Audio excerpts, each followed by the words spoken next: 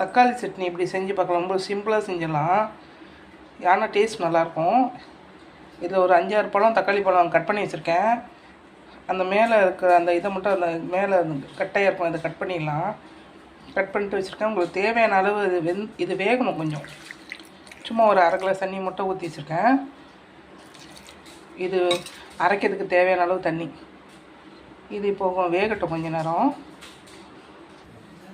இது முழுகிற அளவு தான் தண்ணி ஊற்றிருக்கேன். இது நல்லா கொஞ்சம் நேரம் கொதிக்கட்டும். ரொம்ப நேரம் ஆகாது, கொஞ்ச நேரத்தில் ரெடி ஆயிரும்.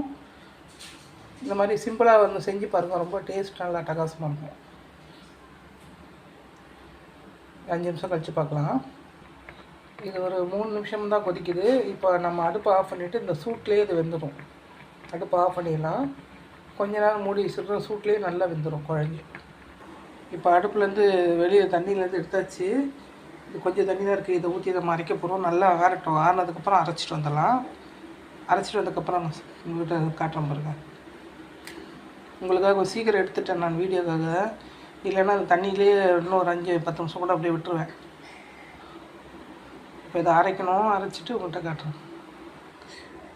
இந்த அளவு எனக்கு சட்னி வந்தது. நான் கொஞ்சம் மிளகா எடுத்துட்டேன். ரொம்ப காரமாக இருக்க மாதிரி இருந்தது, அதனால் கொஞ்சம் மிளகாய் எடுத்துட்டேன். மீதி தண்ணி கொஞ்சம் இருக்குது பாருங்கள். இது ரசம் ஏதாவது வைக்கிறதுக்கு நம்ம யூஸ் பண்ணிக்கலாம். அளவு பார்த்து நம்ம தண்ணி வச்சுக்கணும் கொஞ்சமாக. மீதி இருக்க தண்ணி ஒன்றும் பிரச்சனை வேறு, ரசம் வச்சுக்கலாம். இது ஊர் பக்கம்லாம் இது மாதிரி செஞ்சுட்டு சாதத்துக்கு எடுத்துகிட்டு போவாங்க காலையிலே. அவங்களால ரொம்ப நேரம் ஸ்பெண்ட் பண்ணி குழம்பு வைக்க முடியாது, டக்குன்னு இந்த மாதிரி செஞ்சுட்டு சாதத்துக்கு எடுத்துகிட்டு போவாங்க. நிறைய பேர் பார்த்துருக்கேன் நான். இப்போ தாளிப்புக்கு கொஞ்சம் கடுகும் கொஞ்சம் உளுந்தும் எடுத்துருக்கேன். நல்லெண்ணெயில் தாளிச்சிக்கலாம்.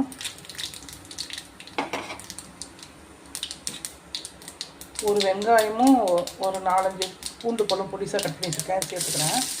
வெங்காயம் ரொம்ப வேக வேணாம். சாப்பிடும்போது அங்கங்கே கடி போடும்போது நல்லாயிருக்கும். உங்களுக்கு அப்படி வாயில் கடிப்பட விருப்பம் இல்லைன்னா நல்லா வேக வச்சுக்கோங்க. இதோட கொஞ்சம் பெருங்காயம் தூள் சேர்த்துக்கிறேன் வாசனைக்காக. இது கொஞ்சம் வதக்கட்டும். இந்த அளவு வதங்கினா போதும். இப்போ இந்த சட்னியில் நம்ம டேரெக்டாக சேர்த்துக்கலாம். அடுப்பு ஆஃப் பண்ணிட்டேன், சேர்த்துக்கிறேன்.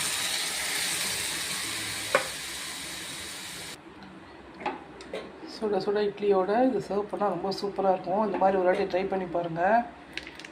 இது தாளிக்கலைனாலும் ரொம்ப அட்டகாசமாக தான் இருக்கும். இது தாளித்தோம்னா இன்னும் நல்லாயிருக்கும், அதுக்காக தாளித்தேன். இந்த மாதிரி செஞ்சு சாப்பிட்டு பாருங்கள். ரொம்ப ஈஸியாக செஞ்சிடலாம், டேஸ்ட் நல்லா.